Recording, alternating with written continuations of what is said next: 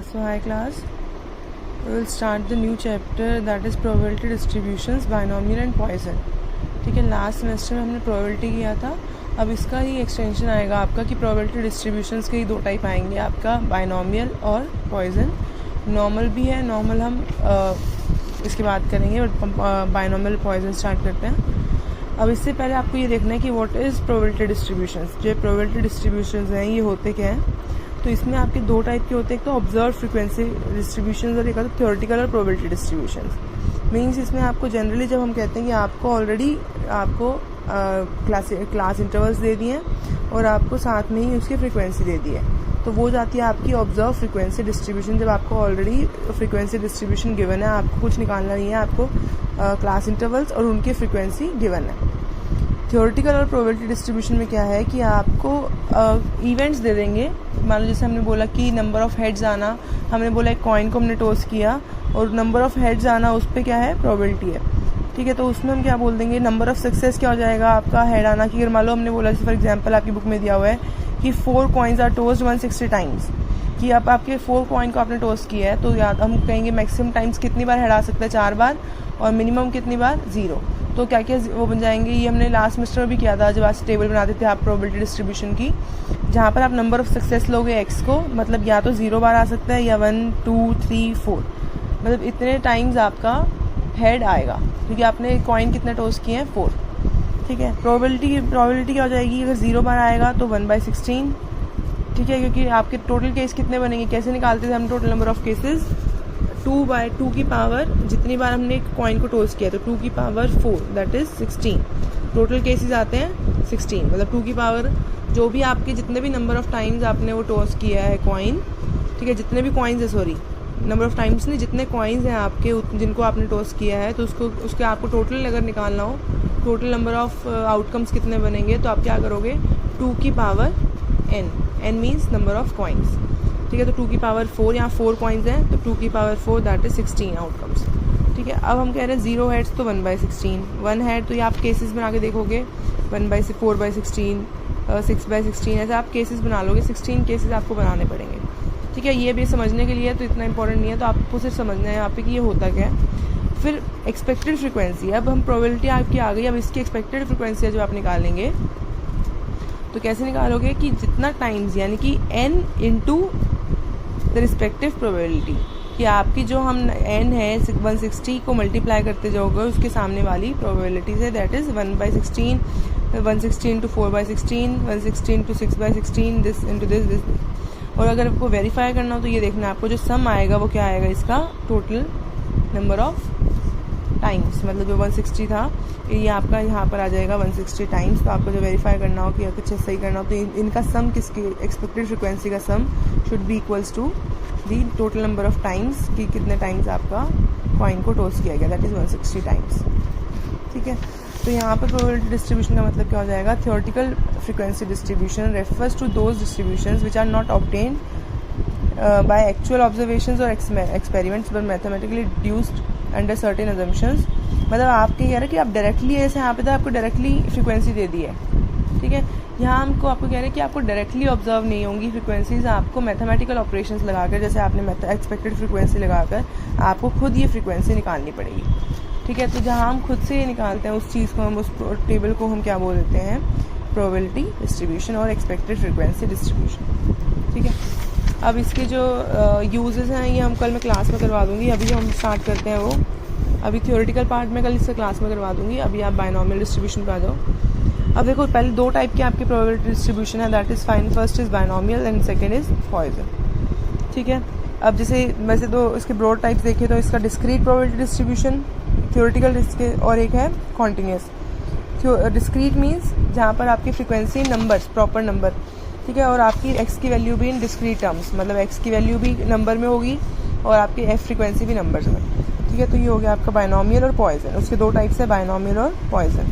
और कॉन्टिन्यूस में क्या होगा, क्लास इंटरवल्स वाला, तो वहाँ पर क्या चलेगा आपका नॉर्मल डिस्ट्रीब्यूशन. ठीक है, अब आता है आपका binomial distribution. Binomial distribution is discrete probability distribution. This distribution was discovered by, आपको एक तो नेम याद रखना है, जेम्स बर्नौली. ठीक है, सब इम्पॉर्टेंट है. ये बाइनोमियल डिस्ट्रीब्यूशन किसने डिस्कवर किया था, डेवलप किया है, जेम्स बर्नौली.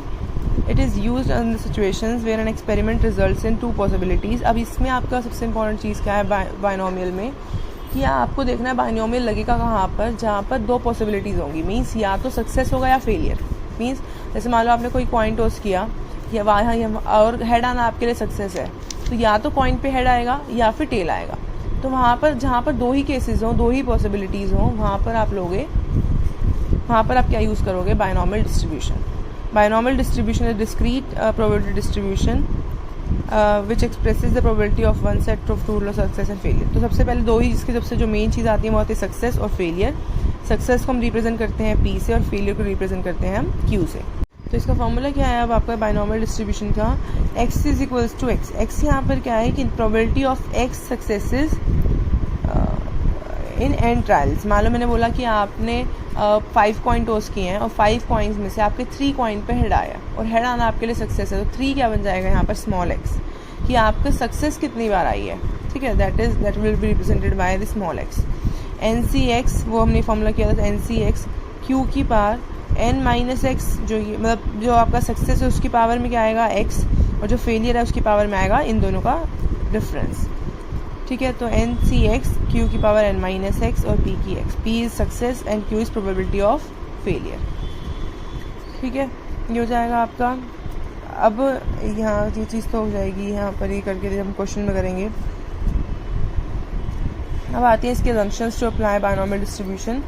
तो ये सबसे फर्स्ट इसके assumptions क्या क्या है, फाइनाइट नंबर ऑफ ट्रायल्स, कि जो ट्रायल्स है वो फाइनाइट फिक्स नंबर होना चाहिए. ऐसा नहीं होना चाहिए कि आप मतलब ऐसा कि इनफाइनाइट नंबर्स नहीं होना चाहिए. आपको पता होना चाहिए कि आपने जो भी एक्सपेरिमेंट किया है वो कितने टाइम्स किया है. मतलब एक फाइनाइट नंबर होना चाहिए आपके पास, कि आपको पता होना चाहिए कि आपने जो भी इवेंट किया है वो कितने टाइम्स किया है.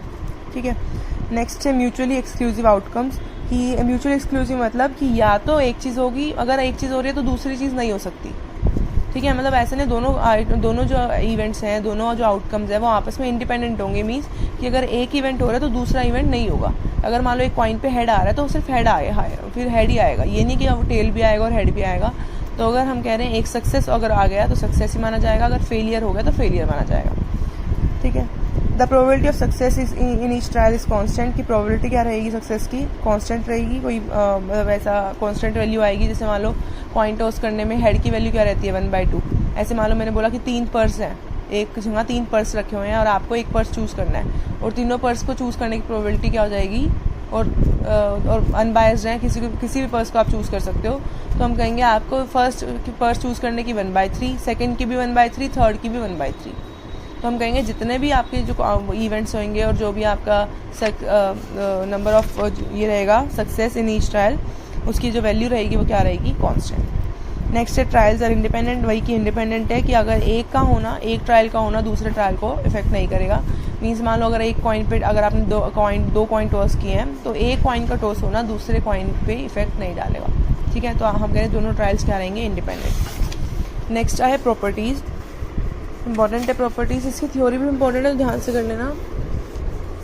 बाइनोमियल की थ्योरी इंपॉर्टेंट है. नेक्स्ट है प्रॉपर्टीज़, इसकी क्या है, थ्योरेटिकल फ्रीक्वेंसी डिस्ट्रीब्यूशन. तो वही है कि is the theoretical probability distribution which is based on binomial theorem of algebra.